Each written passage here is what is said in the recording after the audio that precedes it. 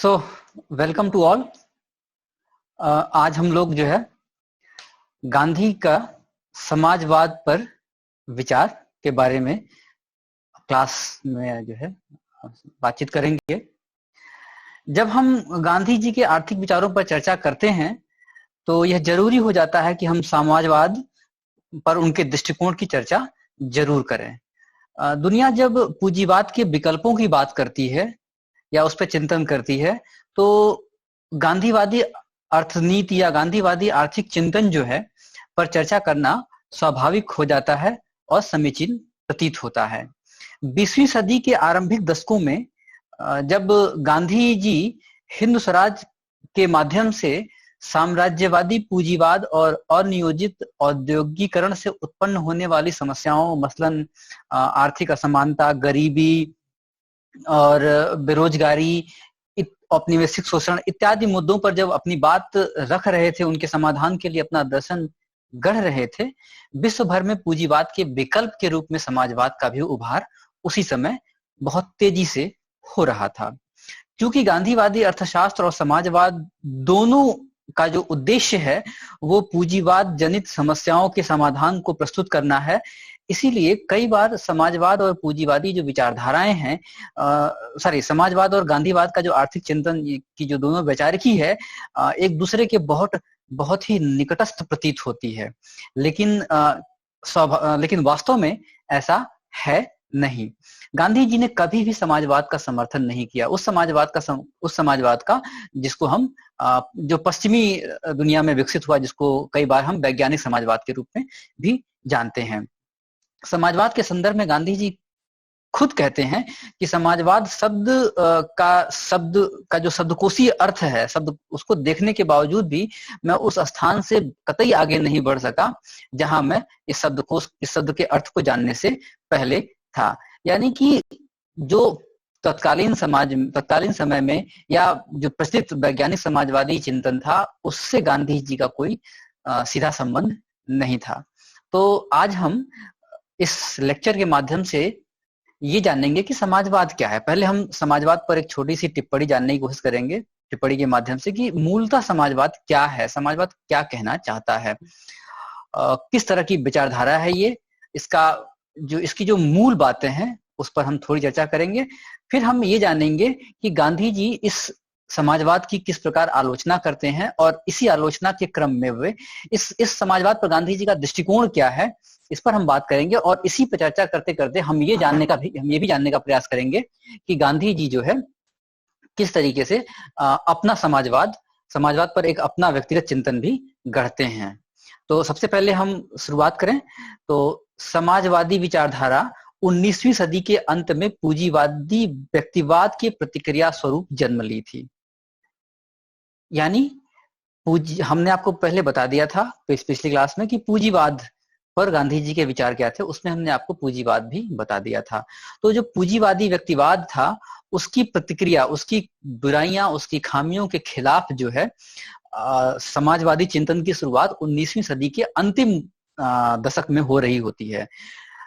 राजनीतिक जीवन में यह विचारधारा पूर्ववर्ती विचारधारा के समान ही, यानी पूंजीवाद के समान ही जो है आर्थिक क्षेत्र से मानव जीवन में प्रवेश करती है और समस्त सामाजिक बुराई के लिए आर्थिक असमानताओं को जिम्मेदार ठहराती है। जैसा कि हम जानते हैं, जो पूंजीवादी चिंतन था वो भी आर्थिक क्षेत्र के माध्यम से राजनीतिक जीवन में प्रवेश किया और व्यक्ति को स्वतंत्र छोड़ दो, इस नारे के साथ जो है वो सामाजिक, आर्थिक और राजनीतिक जीवन में हस्तक्षेप की बात करता है और एक नए प्रकार का जो है सामाजिक, आर्थिक, राजनीतिक दर्शन या जीवन दर्शन प्रस्तुत करता है। इस पूंजीवादी दर्शन का जैसे जैसे विकास होता है तो इसकी अपनी खामियां भी सामने आती हैं। तो इन्हीं खामियों और इन्हीं बुराइयों को एड्रेस करते हुए, उनका समाधान प्रस्तुत करते हुए 19वीं सदी के अंत में समाजवादी विचारधारा प्रवेश करती है और राजनीतिक जीवन में उसी पूर्ववर्ती विचारधारा यानी पूंजीवादी विचारधारा के समान यह भी जो है आर्थिक क्षेत्र से हमारे जीवन में प्रवेश करती है और यह मानती है कि जो भी आर्थिक असमानताएं हैं वही समस्त सामाजिक बुराइयों का कारण है। तो समाज में जो मानवकृत असमानताएं हैं उनका जो है उनको समाप्त किया जाना समाजवाद का मूल लक्ष्य है। समाजवाद मानता है कि जब तक मानवकृत जो असमानताएं हैं उनको समाप्त नहीं किया जाएगा तब तक जो है समाज की जो है बुराइयों से नहीं लड़ा जा सकता है। इसी के साथ समाजवाद क्या कहता है कि भौतिक संसाधनों का जो संकेंद्रण है वह सामाजिक अन्याय का द्योतक है। पूंजीवाद जो है भौतिक संसाधनों का केंद्रण कर देता है, वो व्यक्ति में, समूह में या में उसका केंद्रीकरण हो जाता है, वो निजी लाभ के लिए उसका उपयोग किया जाने लगता है। समाजवाद इन्हीं का जवाब देता है और कहता है कि भौतिक संसाधनों का जो उत्पादन के संसाधन है उनका संकेंद्रण जो है सामाजिक अन्याय का द्योतक है, सामाजिक अन्याय का कारण है।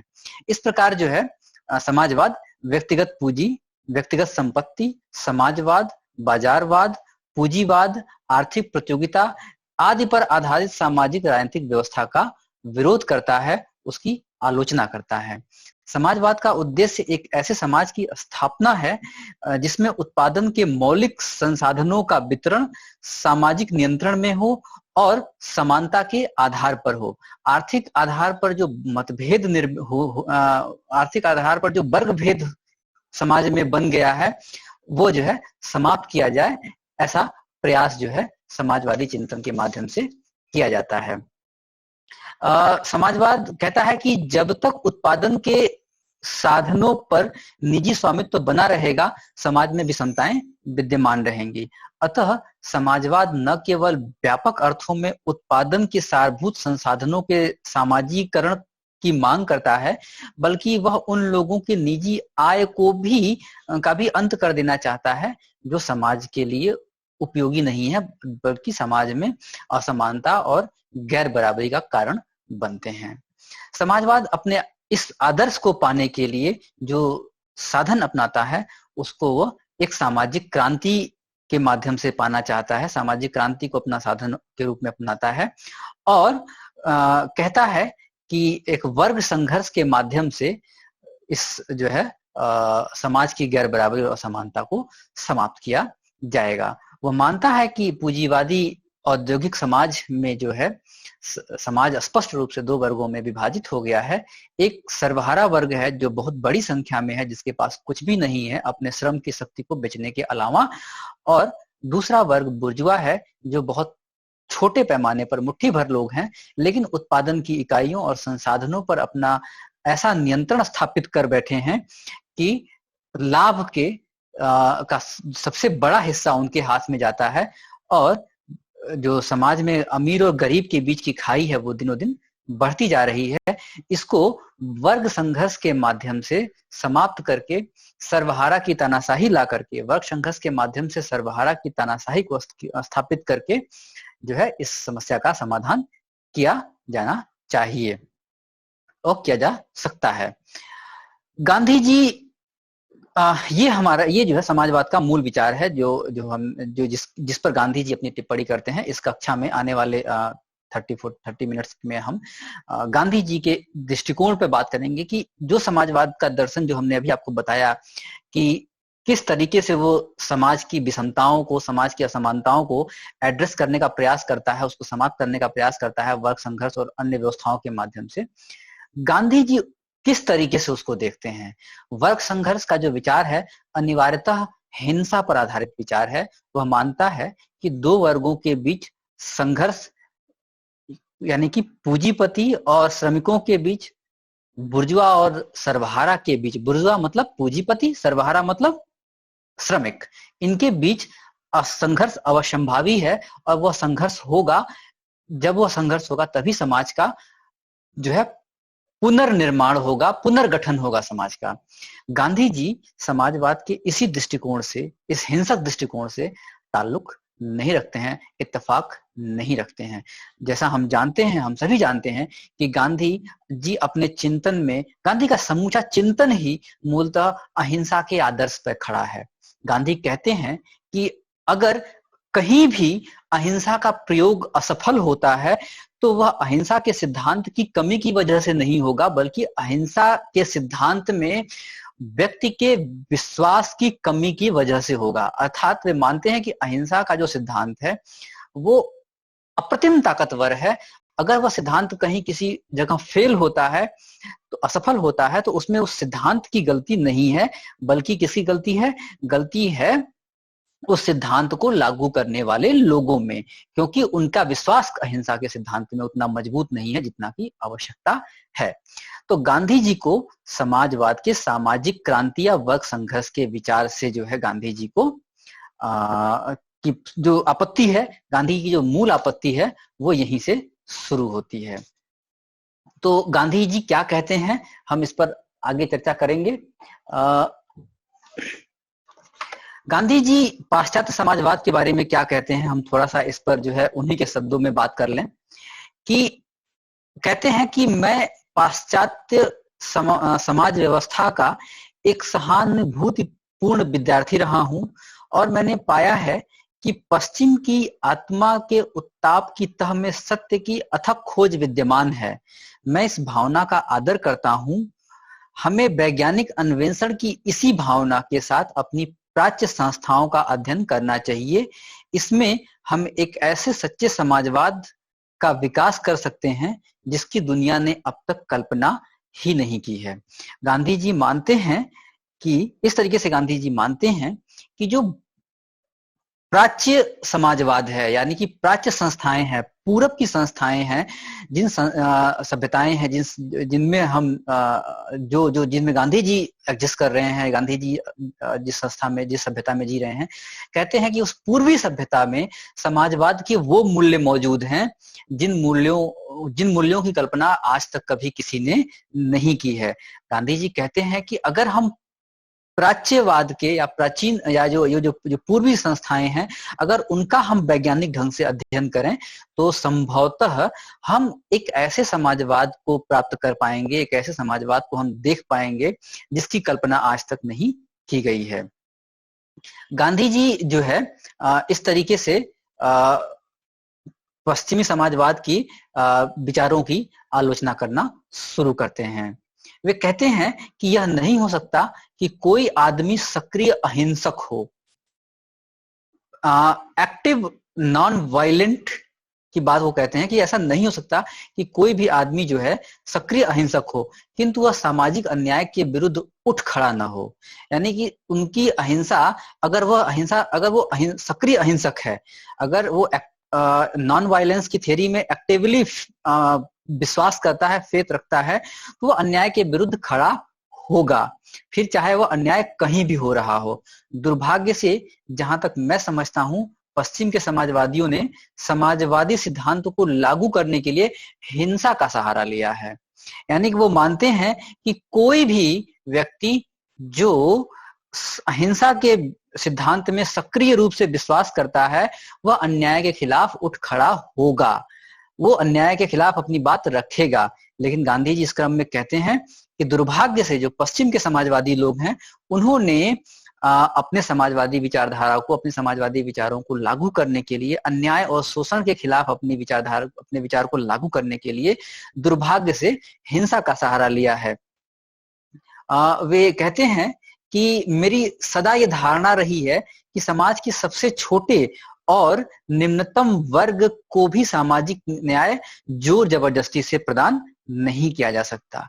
यानी कि वे कहते हैं कि समाजवादी लोग जिस तरीके से वर्ग संघर्ष या सामाजिक क्रांति करके हिंसा के माध्यम से, जोर जबरदस्ती के माध्यम से निम्नतम लोगों के लिए, समाज के सबसे पिछड़े लोगों के लिए, अंतिम जन के लिए सामाजिक न्याय स्थापित करने का प्रयास कर रहे हैं या करना चाहते हैं, वह कभी भी स्थायित्वपूर्ण नहीं होगा। वो कभी भी ऐसा नहीं होगा जो सस्टेन करे, वो कंटिन्यू करे। कहते हैं कि गांधी जी कहते हैं कि मुझे इस बात में भी विश्वास है कि समाज के निम्नतम व्यक्तियों को यदि अहिंसक उपायों से उचित प्रशिक्षण दिया जाए, तो वे स्वयं अपने प्रति होने वाले अन्यायों को दूर कर सकते हैं। गांधी जी को अहिंसा के सिद्धांत में इतना दृढ़ विश्वास है कि अगर समाज के, वो कहते हैं कि अगर समाज के सबसे निम्नतम व्यक्ति को, यानी अंतिम स्तर पर जो व्यक्ति खड़ा है, अगर उसको भी अहिंसा के सिद्धांत का सही ज्ञान दिया जाए, तो निश्चित रूप से वह अपने प्रति होने वाले अन्याय के खिलाफ भी उठ खड़ा हो सकता है। और कहते हैं कि इसका सबसे बेहतरीन तरीका क्या है? अहिंसक असहयोग। जब हम गांधी के राजनीतिक विचारों को पढ़े तो जो उनका असहयोग का सिद्धांत, असहयोग का विचार है, उस पर भी हमने लंबी चर्चा की थी। और हमने ये जाना था कि गांधी बताते हैं कैसे अहिंसा जो है कायरों का हथियार नहीं है, यह सबलों का हथियार है, ताकतवर लोगों का हथियार है। तो गांधी कहते हैं कि जो आत्मिक रूप से सशक्त है और निम्नतम पायदान पे भी खड़ा है, तो अगर उसको अहिंसा का सही ज्ञान है, अहिंसा के विचार का सही ज्ञान है और उसका सही उपयोग वह कर सकता है, तो वह जो है अपने प्रति अन्याय के लिए वो स्वयं खड़ा हो सकता है। गांधी जी कहते हैं कि साफ तौर पर हिंसा और उससे जुड़ी तमाम बातों में पश्चिमी समाजवादी लोग विश्वास करते हैं और मेरा विश्वास पूर्ण रूप से अहिंसा में है। वे कहते हैं कि मेरा समाजवाद अंतिम व्यक्ति के हित के लिए है। मैं अंधों, बहरों, गूंगों आदि की बलि देकर अपना उत्कर्ष नहीं करना चाहता। उनके समाजवाद में उनके लिए संभवतः, यानी पश्चिम, वो कहते हैं कि पश्चिम के समाजवाद में संभवतः जो है तमाम ऐसे लोगों के लिए कोई स्थान नहीं है जो व्यापक रूप से जो है समाज की जो व्यवस्था है उसमें सहभागी होने के लिए तत्पर हो पाए। क्यों? क्योंकि जो वैज्ञानिक समाजवाद है, जो पश्चिम का समाजवाद है, वो सबके लिए श्रम अनिवार्य कर देता है, लेकिन तमाम ऐसे लोग हैं जो स्पष्टतः शारीरिक श्रम करने की स्थिति में नहीं होते हैं। तो पश्चिमी समाजवाद जैसे दिव्यांग लोग हैं जो स्पष्टतः शारीरिक श्रम करने की स्थिति में नहीं है, अगर श्रम उनके लिए अनिवार्य कर दिया जाए तो निश्चित तौर पर वह जो है उत्पादन की प्रक्रिया में अपना योगदान नहीं दे पाएंगे और पश्चिम का समाजवाद ऐसी परिस्थिति में उनके लिए कोई जो है व्यवस्था नहीं कर पाता है। तो गांधी कहते हैं कि पश्चिम के समाजवाद में जो है ऐसे लोगों के लिए कोई स्थान नहीं है और पश्चिम का समाजवाद जो है मूलतः भौतिक उन्नति के उद्देश्य पर केंद्रित है। गांधी जी का समाजवाद जो है, गांधी जी के चिन्ह विचार का जो समाजवाद है, वो भौतिक उन्नति के साथ साथ आध्यात्मिक उन्नति का भी मार्ग प्रशस्त करता है। आगे अभी हम चर्चा करेंगे कि गांधी जी का समाजवाद किस तरीके से भौतिक उन्नति के साथ साथ आध्यात्मिक उन्नति का भी मार्ग प्रशस्त करता है। गांधी जी कहते हैं कि गांधी जी एक ऐसे समाजवाद की कल्पना करते हैं, ऐसे समाजवाद का ध्येय रखते हैं जिसमें व्यक्ति जो है अपने व्यक्तित्व की पूर्ण अभिव्यक्ति के लिए स्वतंत्र हो। वे कहते हैं कि जो पश्चिम का समाजवाद है उसमें व्यक्तिगत स्वतंत्रता नाम की कोई चीज नहीं है। उसमें आप लिखते हैं कि पश्चिम के समाजवाद में किसी व्यक्ति का जो है वस्तु पर स्वामित्व नहीं रह जाता। आप मूलतः आर्थिक जो संसाधन है, जो व्यक्तिगत पूंजी है, उस पर उसका स्वामित्व नहीं रह जाता है। जब व्यक्तिगत पूंजी पर जो है उसका स्वामित्व नहीं रह जाएगा तो निश्चित तौर पर वह अपने स्व की अभिव्यक्ति को, अपनी व्यक्तिगत स्वतंत्रता के अभिव्यक्ति को स्पष्टतः नहीं कर पाएगा। और इस नाते भी गांधी जो है पश्चिम के समाजवाद की आलोचना करते हैं और वे कहते हैं कि वो पश्चिम के समाजवाद की इस समानता के विचार का समर्थन भी कहते हैं और कहते हैं कि समाजवाद जो है एक बहुत ही सुंदर शब्द है और यह जो है समाज में किसी भी प्रकार के द्वैत में विश्वास नहीं करता है, यह सिर्फ एकत्व की बात करता है। द्वैत अर्थात मैं और तुम, मैं और वह, पूंजीपति और श्रमिक, इनकी बात वह नहीं करता है। वह क्या करता है? समाजवाद में द्वैत की भावना नहीं होती है, अद्वैत की भावना होती है, एकत्व की भावना होती है, अनेकत्व की भावना नहीं होती है, अर्थात कि कोई अलग नहीं है। लेकिन जो पश्चिम का समाजवाद है वो क्या कहता है? वह द्वैत की भावना से आधारित होता है। वह कहता है कि एक वर्ग पूंजीपति है, दूसरा वर्ग जो है सर्वहारा है, एक वर्ग श्रमिक है, दूसरा वर्ग जो है पूंजीपति है, एक वर्ग सर्वहारा है, दूसरा बुर्जुआ है। यानी कि वो समाज के द्वैत में विश्वास रखता है और उसी समाज के उस द्वैत को खत्म करने के लिए वह जो है हिंसक साधनों का सहारा लेता है। गांधी जी कहते हैं कि एकत्व की जो उनकी धारणा है वह क्या है? वह बाह्य अनेकत्व में तो विश्वास करती है, लेकिन जो है पूर्ण एकत्व, जो बाह्य एकत्व है उसमें तो विश्वास करती है, लेकिन आंतरिक एकत्व में उसका भरोसा बहुत ज्यादा मजबूत है। ध्यान दें कि जो पश्चिमी समाजवाद है वह जो है बाह्य जो है अनेकत्व में विश्वास रखता है, यानी दो वर्गों में विश्वास रखता है। गांधी जी बाह्य एकत्व को स्वीकार करते हैं, बाह्य एकत्व को कि ठीक है समाज में अलग अलग तरह के लोग हो सकते हैं, उनकी विभिन्नताओं को स्वीकार करते हैं। सामान्य शब्दों में कहें तो समाज में व्यक्ति जीवन में जो विभिन्नताएं हैं उसको गांधी जी स्वीकार करते हैं, लेकिन मानव जाति की एकता में उनका पूर्ण विश्वास है। इसीलिए गांधी जी कहते हैं कि जो आंतरिक एकत्व है उसमें उनका भरोसा सबसे बहुत ज्यादा है। इस तरीके से जो है गांधी जी पश्चिम के इस सिद्धांत की आलोचना करते हैं।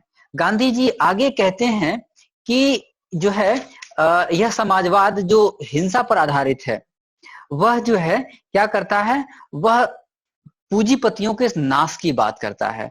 वे कहते हैं कि किसी व्यक्ति का मालिक का या पूंजीपति का सर काट देने से वह श्रमिक नहीं हो जाएगा। अर्थात अगर आप उसे समाप्त कर देते हैं, उसके अस्तित्व को ही समाप्त कर देते हैं, तो ऐसा कर देने से जो है वह जो है उसका धड़ काट देने से, उसका सर काट देने से पूंजीपति जो है श्रमिक नहीं बन जाएगा। इस प्रकार जो है गांधी जी इस पूंजीवाद, इस पश्चिमी के समाजवाद की आलोचना करते हैं। एक और पक्ष है गांधी जी के इस पश्चिमी समाजवाद की आलोचना करने का, वो ये है कि वो कहते हैं कि इस समाजवादी व्यवस्था में भी जो है क्योंकि उत्पादन की प्रक्रिया पर राज्य का नियंत्रण होगा, उसका समाज का नियंत्रण होगा, लेकिन उत्पादन जो है लाभ की पर आधारित होगा कि कितना ज्यादा से ज्यादा लाभ कमाया जाए। तो अंततः यह जो है समाजवाद भी जो है अपने प्रकृति में जो है राज्य नियंत्रित पूंजीवाद का स्वरूप धारण कर लेगा। आगे चल करके चीन की अर्थव्यवस्था में हम ये देखा भी गया, और इसमें उत्पादन की जो बड़ी बड़ी इकाइयां हैं, मशीनीकृत औद्योगिक इकाइयां हैं, वो खूब फली फूली, और जो ग्रामीण संरचना है और जो अंतिम व्यक्ति है वो जो है पुनः जो है इन्हीं बड़ी इकाइयों और इनमें श्रमिक के रूप में काम करने के लिए निर्भर हो जाती है। तो कुल मिलाकर के जो निर्भरता है व्यक्ति की वो पुनः जो है उसी बड़े उद्योगों पर निर्भर हो जाती है। मूल रूप से जो ग्रामीण सामाजिक व्यवस्था है वो जो है उसी पर निर्भर हो जाती है, और जो दस्तकारी है, हाथ के से जो छोटे काम किए जाते हैं, जो कुटीर उद्योग में लोग लगे हैं, किसानी है, इनका जो है इष्टतम जो विकास होना चाहिए वह जो है नहीं हो पाता है। तो इस तरीके से गांधी जी जो है इस समाजवादी व्यवस्था की आलोचना करते हैं। अब गांधी जी क्या कहते हैं, गांधी जी किस तरीके से समाजवाद के बारे में अपनी धारणा को रखते हैं? तो गांधी जी जो है कहते हैं कि सच्चा समाजवाद जो है हमको अपने पूर्वजों से मिला है। ईसापनिषद की जो है पहले ऋचा का जिक्र करते हैं और कहते हैं कि जो है हमें हमारे ग्रंथ सिखाते हैं, उस ग्रंथ में लिखा हुआ है कि जो है सब भूमि गोपाल की है, सभी जो जमीन है, सभी जो धरती है वो गोपाल की है। गोपाल क्या है? तो गांधी कहते हैं कि गोपाल का जो शाब्दिक अर्थ है वो चरवाहा है, और इसका अर्थ ईश्वर से भी होता है। लेकिन आधुनिक समय में ईश्वर, अगर हम इसे लौकिक जगत में इसका उपयोग करें तो हम क्या कहेंगे कि लौकिक जगत में यह जो है जनता है, क्योंकि आज लोकतांत्रिक शासन प्रणाली में जो शक्ति की जो संरचना है, शक्ति का जो स्वरूप है वह जो है जनता में निर्भर करता है। राजनीतिक इकाइयां या शासक वर्ग जो है जनता पर शासन करने का जो अधिकार है वह आम जनता से प्राप्त करता है। तो गांधी जी कहते हैं कि आज के समय में जो है गोपाल की तुलना हम आम जनता से भी कर सकते हैं। तो सबे भूमि गोपाल की, यानी कि जो कुछ भी है, जितनी जमीन है, जो कुछ संसाधन है वो आम जनता का है, और राज्य जो है अब गांधी जी कहते हैं, आगे भी कहते हैं कि यह सही है कि राज्य जो है आज जो है जनता भूमि पर जनता का स्वामित्व तो नहीं है, वह राज्य नियंत्रित है। लेकिन गांधी जी के अगर इस विचार का तार्किक विस्तार करें तो हम पाएंगे कि गांधी जी ये कहना चाहते हैं कि राज्य जो है समस्त भूमि का एक न्यासी के तौर पर काम करे। वे कहते हैं कि गरिमामयी जीवन जीने के लिए जितनी भूमि की आवश्यकता है उससे अधिक किसी के पास नहीं होनी चाहिए। और वो कहते हैं कि इस तथ्य से कौन असहमत हो सकता है कि आम लोगों की घोर दरिद्रता का कारण है कि उनके पास अपनी कहने के लिए कोई जमीन नहीं है। हम जानते हैं कि भारत में बहुत सारे ऐसे लोग हैं जो लैंडलेस हैं, उनके पास खेती करने की तो छोड़िए, अपने जीवन अपने रहने के लिए भी जमीन नहीं है। और कुछ लोग ऐसे भी हैं जिनके पास बहुत बड़े पैमाने पर जमीन है। तो गांधी जी के इसी विचार को कि लोगों के पास अपनी जमीन हो, उस विचार को आगे चल के विनोबा जैसे लोगों ने जो है भूदान और ग्रामदान जैसे कार्यक्रमों के माध्यम से आगे बढ़ाने का भी प्रयास किया।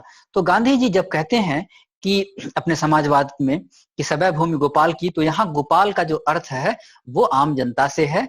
और इसका जो तार्किक विश्लेषण है वो ये है कि गांधी जी चाहते हैं कि राज्य जो है प्राकृतिक संसाधनों और के संबंध में और भूमि के संदर्भ में एक न्यासी की भूमिका में काम करे। ईसोपनिषद में जो है कि प्रथम वाक्य गांधी लिखते हैं कि इसी प्रथम वाक्य में जो है समाजवाद ही नहीं बल्कि साम्यवाद की भी स्पष्ट झलक मिलती है। सच्चाई यह है कि सब जो है, जब वो कहते हैं कि ये जो समाजवाद का जो ईसोपनिषद का जो विचार है, ये जो है ये नेपथ्य में क्यों चला गया। ये विचार अगर इतना मजबूत है, वो सवाल तर्क भी करते हैं कि अगर अगर ये विचार, ये सिद्धांत इतना महत्वपूर्ण और इतना ताकतवर है तो ये विचार नेपथ्य में क्यों चला गया। तो गांधी कहते हैं कि जब कुछ समाज सुधारकों की आस्था हृदय परिवर्तन की विधि से उठ गई, तब वह वैज्ञानिक समाजवाद की तकनीकी में विश्वास करने लगे और इसका जन्म हुआ। गांधी कहते हैं कि गांधी को का बहुत दृढ़ विश्वास है कि वो हृदय परिवर्तन के माध्यम से लोगों के विचार और उनके चिंतन में बदलाव ला सकते हैं। तो गांधी जी क्या कहते हैं कि कुछ समाज सुधारकों का जब जो है हृदय परिवर्तन की तकनीकी से विश्वास उठ गया, उनको ये जो विश्वास था कि लोगों के हृदय में परिवर्तन, उनके विचारों में परिवर्तन ला करके सामाजिक व्यवस्था में परिवर्तन किया जा सकता है, ऐसे महत्वपूर्ण विचार से जब कुछ लोगों का विश्वास उठ गया तो पश्चिम का हिंसक तौर तरीकों को अपनाने वाला समाजवादी विचार जन्म लिया।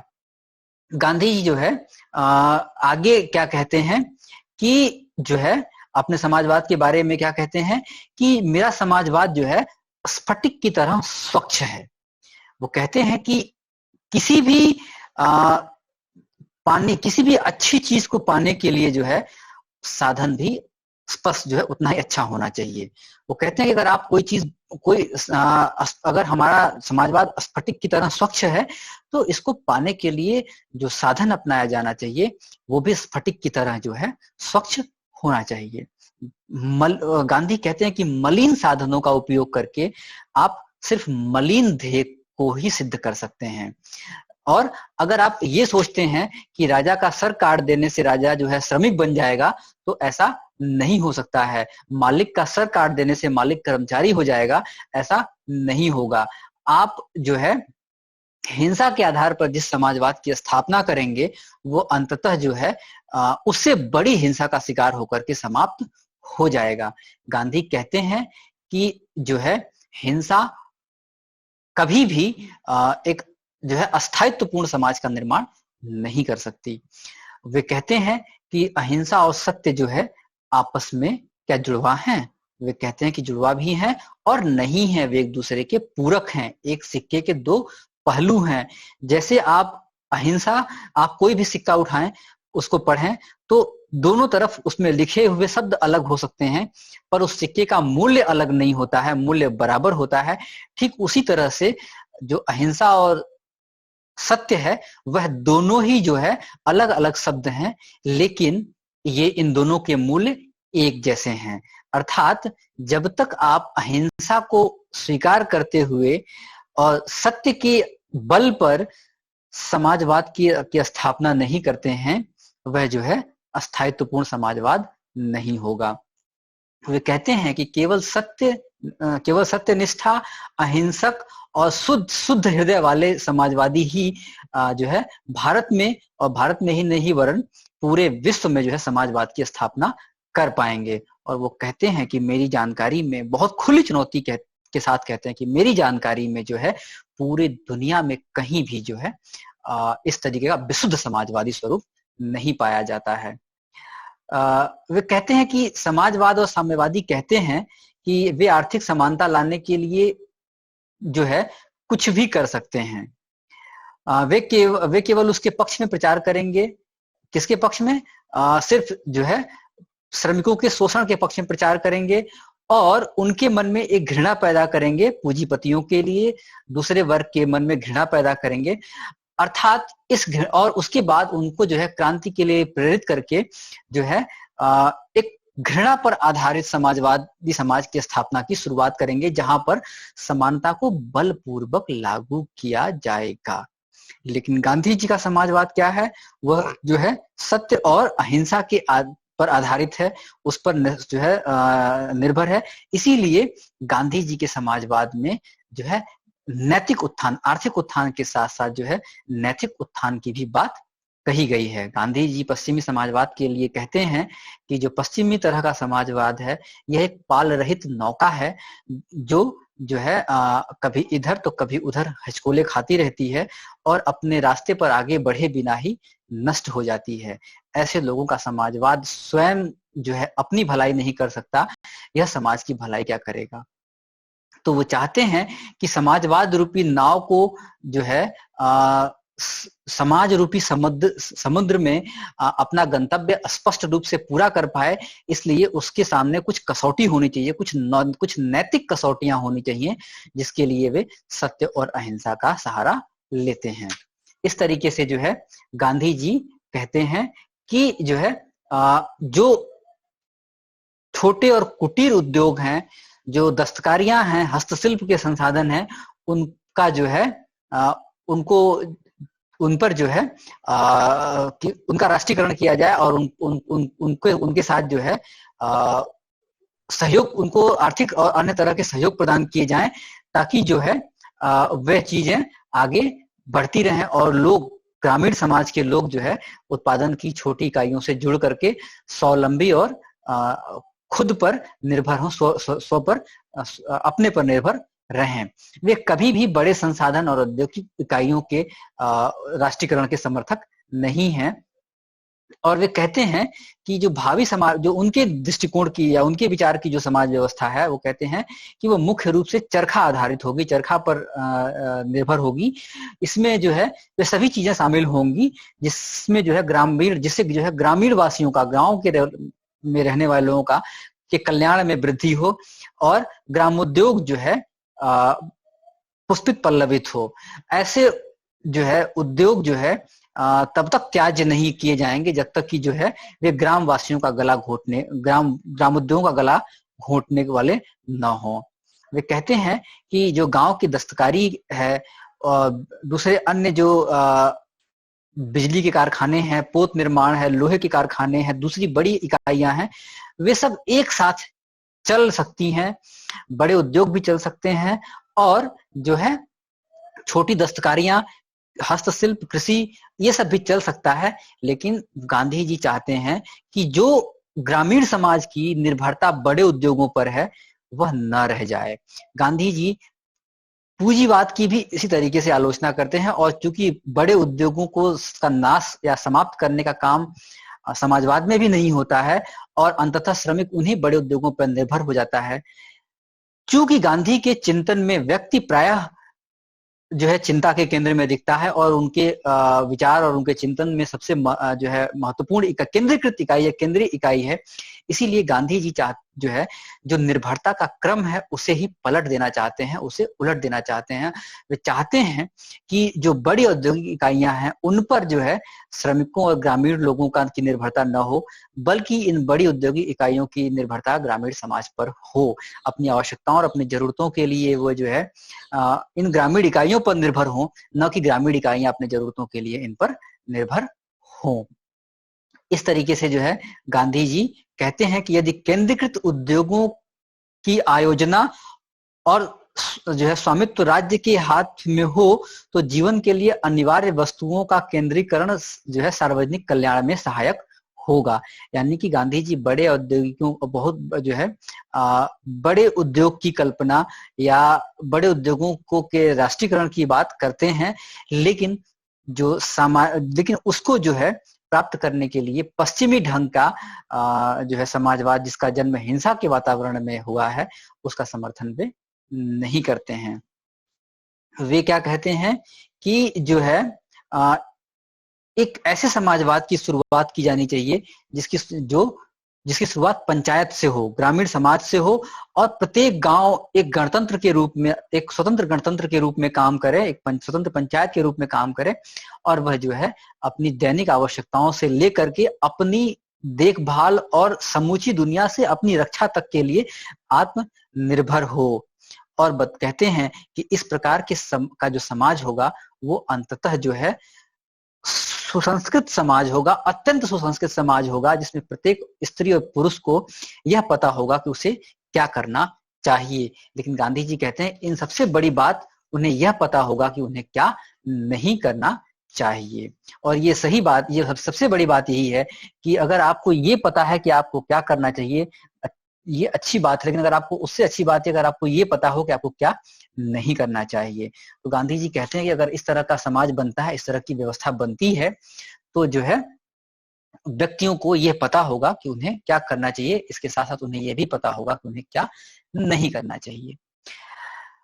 इस बात को हम थोड़ा सा आगे बढ़ाते हैं। गांधी जी इस समाजवाद को लाने के लिए जो व्यवस्था देते हैं, हमको इस बात का अंदाजा अभी तक लग गया होगा कि गांधी जी जो है ट्रस्टीशिप के विचार को मूल जो है मानते हैं, महत्वपूर्ण मानते हैं।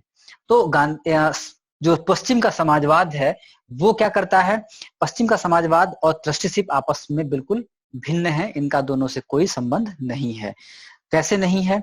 पश्चिमी समाजवादी दृष्टिकोण में विश्वास रखने वाले लोग गांधी के इस समाजवादी स्वरूप की आलोचना करते हैं, लेकिन वे ये बताते हैं, लेकिन वो भूल जाते हैं कि जो गांधी का ये कहते हुए उसकी आलोचना करते हैं कि गांधी जी का जो समाजवाद है वह जो है पूंजीवादियों के हितों का पक्ष पोषण करता है, और जो है हिंसक क्रांति के माध्यम से जिस प्रकार की समाजवादी व्यवस्था का बन सकती थी, जिसमें असमानताओं को और तमाम जो है एक वर्ग की जो समस्या उसका समाधान देखा जा सकता था, गांधी जी का ट्रस्टीशिप का विचार जो है इस संभावना को समाप्त कर देता है। लेकिन गांधी जी का जो विचार है ट्रस्टीशिप का, वह जो है समाजवाद के इन आलोचनाओं से बहुत परे है। समाजवाद की जो आलोचनाएं हैं ट्रस्टीशिप के विचार की, वो बहुत ही सीमित हैं, क्योंकि मैंने पिछले भी लेक्चर में आपको बताया था कि वे लोग जो है गांधी के जो आर्थिक विचार है, जिसका सीधा संबंध ट्रस्टीशिप के साथ साथ स्वदेशी के साथ सर्वोदय से जुड़ा हुआ है, उसकी जो है उसकी आलोचना ये नहीं कर पाते हैं। गांधी जी अपने दर्शन के माध्यम से, अपने विचार के माध्यम से, अपने आर्थिक चिंतन के माध्यम से उस व्यवस्था सर्वोदय की व्यवस्था करते हैं जिसमें किसी वर्ग को समाप्त कर देने या उसके नाश कर देने का प्रयास नहीं किया जाता है। तो इस तरीके से गांधी जी जो है का जो विचार है वो समाजवाद, वर्तमान जो है पश्चिमी समाजवादी जो चिंतन है उससे अलग है, उसकी विचारधारा से मेल नहीं खाता है। गांधी इस तरीके से अपने समाजवाद को स्थापित करने का प्रयास करते हैं। मेरे ख्याल से आप लोगों को इस लेक्चर के माध्यम से गांधी जी के समाजवाद पर गांधी जी की का जो विचार है, और खासकर पश्चिमी समाजवाद पर जो गांधी जी का विचार है, और गांधी जी उसकी किस प्रकार से आलोचना करते हुए अपना जो है समाजवाद का विचार प्रस्तुत करते हैं, इस पर आपको एक समझ विकसित करने का मौका मिला होगा। उम्मीद करता हूं कि आप इस लेक्चर से जो है इस पर अपना एक जो है कॉन्सेप्चुअल अंडरस्टैंडिंग डेवलप करने में सफल हो पाए होंगे। तो इस क्रम में अगर आपका कोई सवाल हो तो आप हमसे पूछ सकते हैं अपना कैमरा ऑन करके।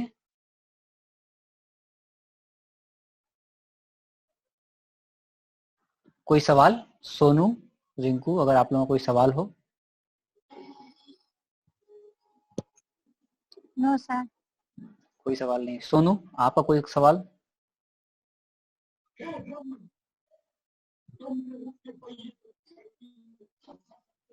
सोनू, आपका कोई सवाल है?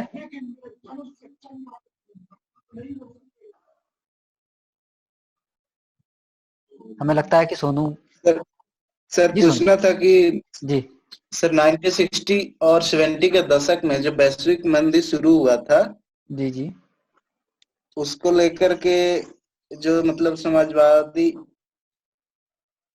टाइप को लेके, समाजवाद को लेके चलने वाले जैसे राम मनोहर लोहिया हुए, जयप्रकाश नारायण हुए, ये सब लोग लेके चल रहे थे। जी जी जो उन्हीं लोग के टाइम के बाद खत्म हो गया और उनको लेकर के उनके नेतृत्व में कितने नेता बन गए और आज जो समाजवाद के नाम पे चल रहा है लेकिन वो समाजवाद पे कुछ नहीं कर रहे हैं। तो ऐसा अब के दशक में, 2000 के दशक में ऐसा मतलब अब समाजवाद का कोई मूल्य रह गया है?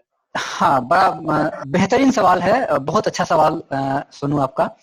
ये सवाल बड़ा कम्प्रिहेंसिव आंसर की डिमांड करता है। हम एक लंबे आंसर की डिमांड करता है, लेकिन फिर भी हम आपको नटसेल में समझाने की कोशिश करेंगे कि क्या है। आपने सही बताया कि भारत में जो है समाजवादी जो विचार है उसको जेपी और लोहिया के नेतृत्व में, और खुद जो है उस तरह के समाजवाद पर जवाहरलाल नेहरू का भी भरोसा था, और राज्य नियंत्रित औद्योगिकरण इकाइयों की स्थापना करके स्वयं नेहरू जी ने भी जो है उस विचारधारा को आगे बढ़ाया था। लेकिन उस विचारधारा का गांधी के समाजवाद से कोई लेना देना नहीं था, नेहरू के। ध्यान देंगे, लेकिन जेपी और लोहिया का जो समाजवाद था उसमें जो है गांधी के विचारों का पुट झलकता था। तो जेपी और लोहिया के विचार कितने फॉलो हो पाए, उसको कितना आगे बढ़ाया गया भारत में, ये जो है एक अलग सवाल है। निश्चित तौर पर जो है चूंकि सीधी राजनीति में उनकी राजनीतिक जो नीति निर्माण की व्यवस्था है उनमें उनका जो है हस्तक्षेप तो था, लेकिन प्रभावशाली हस्तक्षेप नहीं था। संभवतः इसीलिए जो गांधी के दृष्टिकोण का समाजवाद था उसकी स्थापना नहीं हो पाई। लेकिन जो एक पश्चिमी जो समाजवादी व्यवस्था का जो दृष्टिकोण था, जिसको रूस में और चीन में हिंसा के माध्यम से प्राप्त किया गया था, उसको जो है मिश्रित अर्थव्यवस्था का या समाजवादी अर्थव्यवस्था का नाम दे करके राज्य नियंत्रित औद्योगिकरण के द्वारा जवाहरलाल नेहरू की नीतियों ने उसको अपनी नीतियों में लागू किया था। लेकिन 1990-91 में जब दुनिया में पूंजीवाद एक बड़ी विचारधारा के रूप में सामने आया और सोवियत संघ का पतन हुआ, तो एक बड़े ही चालाकीपूर्ण तरीके से पूरी दुनिया को यह जो है मैसेज दिया गया, संदेश देने में पश्चिमी औद्योगिक पूंजीवाद सफल हो गया कि अब जो है सोवियत संघ का पतन होने के साथ ही साथ अब जो है दुनिया एक ध्रुवी हो गई है और दुनिया में एक ही विचार जो है अब अस्तित्वमान है, वो है लोकतांत्रिक पूंजीवाद का। और जो है इतिहास का अब अंत हो चुका है, विचारधारा का अंत हो चुका है। फ्रांसिस फुकुयामा नाम के एक विचारक हुए जिन्होंने किताब लिखी एंड ऑफ हिस्ट्री। उन्होंने बताया कि किस तरीके से जो है अब इतिहास का अंत हो चुका है और जो भी इतिहास भविष्य में लिखा जाएगा, जो होगा, वह इतिहास पूंजीवादी लोकतंत्र का इतिहास होगा। इसी तरह से डेनियल बेल नाम के एक विचारक हुए, उन्होंने एंड ऑफ आइडियोलॉजी की बात कही। उन्होंने कहा विचारधाराओं का भी अंत हो चुका है, अब पूरी दुनिया में एकमात्र विचारधारा बची है जो सबसे ताकतवर विचारधारा है, वो है पूंजीवादी लोकतंत्र की विचारधारा। यानी कि हर तरीके से समाजवादी साम्यवादी विचारधाराओं को समाप्त कर देने की बात कही गई। तो 90 के दशक के बाद से ही जो है बहुत बड़े पैमाने पर आप देखेंगे कि दुनिया के लगभग सभी देशों ने अपनी अर्थव्यवस्थाओं को बाजार के लिए खोल दिया था। मैंने अभी इस लेक्चर में शुरू में बताया था कि समाजवाद प्रतियोगिता मूलक अर्थव्यवस्थाओं का विरोध करता है, यानी प्रतियोगी अर्थव्यवस्थाओं का विरोध करता है। लेकिन 1990 के बाद दुनिया की सारी अर्थव्यवस्थाएं मुक्त बाजार की प्रतियोगिताओं के लिए खोल दी गई, कहीं पर मजबूरी में खोली गई और कुछ अर्थव्यवस्थाएं जो है पश्चिमी विचारधारा के प्रभाव में आकर खुली। भारत भी, जैसा कि आप जानते हैं कि 90 के बाद जो है मनमोहन सिंह उस समय वित्त मंत्री हुआ करते थे, उनके नेतृत्व में, और पीवी नरसिम्हा राव प्रधानमंत्री हुआ करते थे, उन दोनों लोगों के नेतृत्व में भारत की अर्थव्यवस्था को भी जो है समाजवादी अर्थव्यवस्था से हटा करके जो है वैश्विक अर्थव्यवस्था में खुले प्रतिस्पर्धा के लिए जो है खोल दिया गया। तो समाजवाद इन चीजों का विरोध करता था, उन सभी विरोधी बातों को, समाजवाद जिन बातों का विरोध करता था उन सभी बातों को समाप्त करके दुनिया की सभी अर्थव्यवस्थाओं को लगभग खोल दिया गया। तो इस प्रक्रिया में लोग जो है वैश्वीकरण, निजीकरण की प्रक्रिया को बहुत बल मिला, उदारवाद को बल मिला, जिसको हम लिबरलाइजेशन, प्राइवेटाइजेशन और ग्लोबलाइजेशन के नाम से जानते हैं, LPG। तो इसको बहुत तेजी से प्रसार मिला और अभी तक इसका प्रसार पूरी दुनिया में जारी है। लेकिन आपका सवाल इसलिए जब बहुत महत्वपूर्ण हो जाता है सोनू, कि आज जब दुनिया वैश्विक महामारी से गुजर रही है, इस कोरोना संकट से गुजर रही है, तो लगभग पूरी दुनिया की अर्थव्यवस्थाएं जो है एक दूसरे से खुद को अलग करने की कोशिश कर रही हैं, डीकपलिंग करने, इकोनॉमिक जो इकोनॉमी है, वर्ल्ड इकोनॉमिक सिस्टम है, उसमें जो डिफरेंट इकोनॉमीज हैं वो एक दूसरे से डीकपलिंग करने का विचार कर रही हैं, एक दूसरे से अपने आप को अलग करके स्वतंत्र अर्थव्यवस्थाओं के रूप में अपने आप को विकसित करना चाह रही हैं। साथ ही साथ जो है लगभग दुनिया की सभी अर्थव्यवस्थाएं अब जो है गांधीवादी समाजवाद की तरफ बढ़ने की भी आवश्यकताओं पर बल दे रही हैं। वे चाहती हैं कि किसी जो है स्वदेशी के विचार को अपनाया जाए।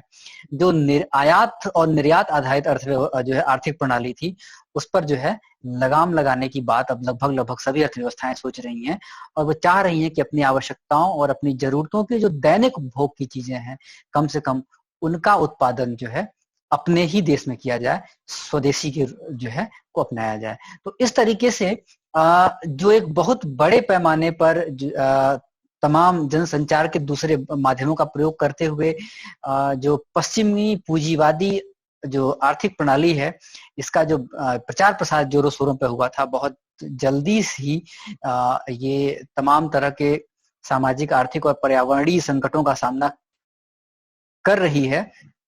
तो ऐसे में जो गांधी जी के विचारों का जो अर्थशास्त्र है वो एक बार पुनः प्रासंगिक होके सामने आ गया है, और ऐसे में ये बहुत ही समीचीन है और स्वाभाविक भी है कि गांधी जी के समाजवादी विचारों पर चर्चा की जाए, और तमाम तरह के संकटों से उबरने और उनका समाधान कर पाने में गांधी जी के अर्थशास्त्र की जो विचार है उसमें उसकी भूमिका महत्वपूर्ण हो सकती है।